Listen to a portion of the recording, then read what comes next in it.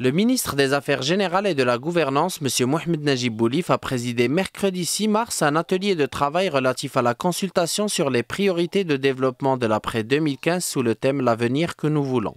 L'objectif des consultations d'aujourd'hui, c'est effectivement de poursuivre le débat qu'on a ouvert depuis le 1er février 2013 ici même à notre ministère.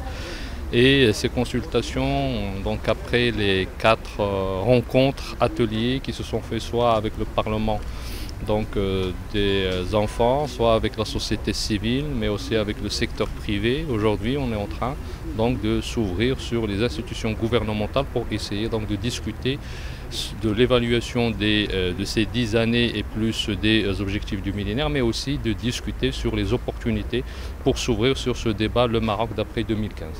Cet atelier dédié aux institutions du gouvernement constitue une opportunité pour débattre autour des priorités de développement pour l'après 2015 au Maroc par l'adoption d'une approche participative au niveau national. La communauté internationale se prépare à se réunir à New York pour décider des objectifs du développement mondial pour la période de l'après 2015.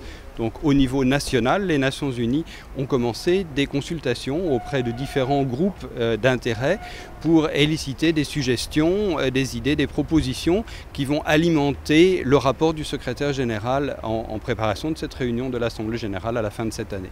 Donc au Maroc, l'équipe des Nations Unies, en collaboration avec le ministère des Affaires générales et de la Gouvernance, a initié une série de consultations avec différents groupes. Aujourd'hui, ce sont les membres du gouvernement qui viennent nous offrir leurs suggestions. Les différentes consultations menées par les Nations Unies au Maroc, qui prendront fin en mars 2013, devraient aboutir à la présentation d'un rapport de synthèse par le bureau du coordonnateur résident des Nations Unies au Maroc au secrétariat du groupe des Nations Unies pour le développement durant le même mois.